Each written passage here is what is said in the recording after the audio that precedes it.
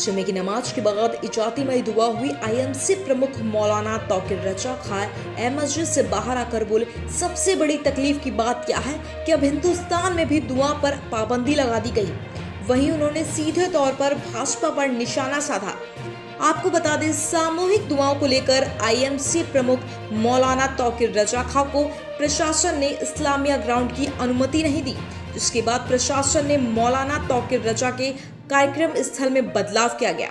नौमहला मस्जिद में इजाती माई दुआ को लेकर प्रशासन ने अनुमति दी, जिसके बाद सुबह से ही दरगाह आला हजरत से इस्लामिया ग्राउंड और नौमहला मस्जिद तक पुलिस का पहरा देखने को मिला। लोगों ने पुलिस के पहरे में नमाज अदा की।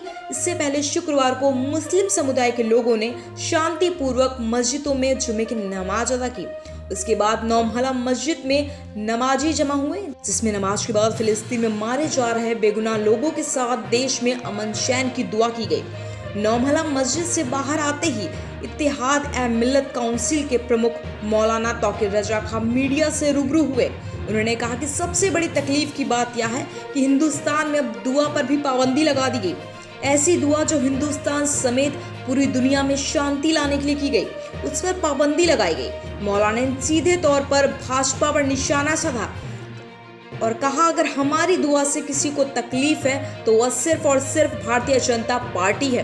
भारतीय जनता पार्टी ने ही हमारे कार्यक्रम स्थल में बदलाव कर सामूहिक प्रार्थना में जो लोग शरीक होना चाहते थे उन पर पाबंदी लगाई गई। वहीं मौलाना ने अरबी मुमलिक को भी नहीं बख्शा। उन्होंने कहा कि ऐसे मुल्क जिनका जमीन मर चुका है, बेगुनाह लोगों को मरता हुआ देख रहे हैं। मौलाना ने कहा कि ऐसे मुल्क के खिलाफ भी हम जल्द दिल्ली में मोर्चा खोलेंगे।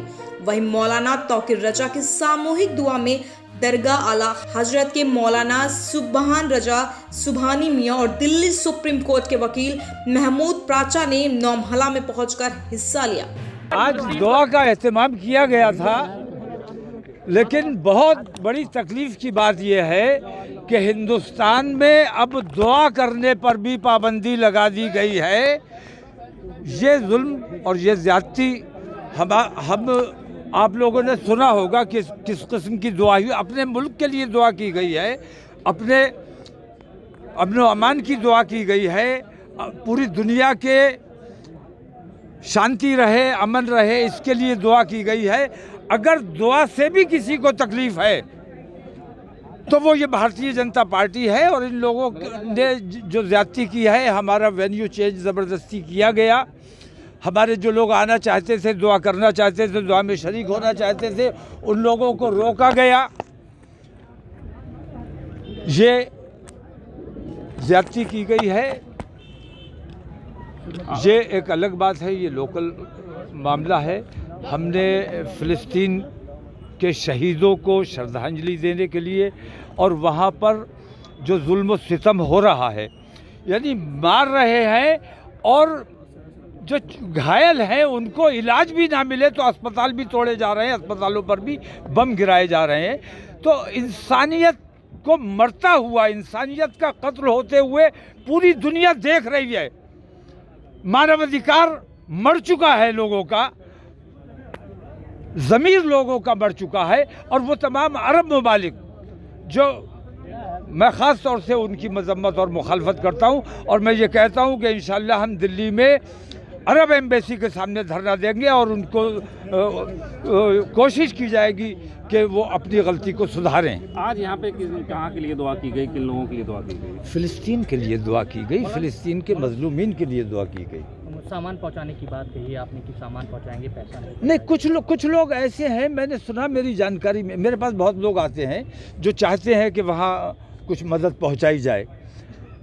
उन सब के लिए मेरा ये कहना है कि कुछ लोग हैं जो फ़िलिस्तीन के नाम पे वसूलियाबी कर रहे हैं।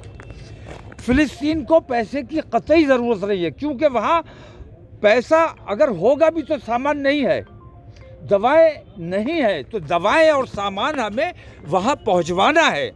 हम अपनी हुकूमत से भी बात करेंगे, वो इसमें जो मदद कर सकते हैं। हमारे पास सामान है, हम पहुँचाना चाहते हैं।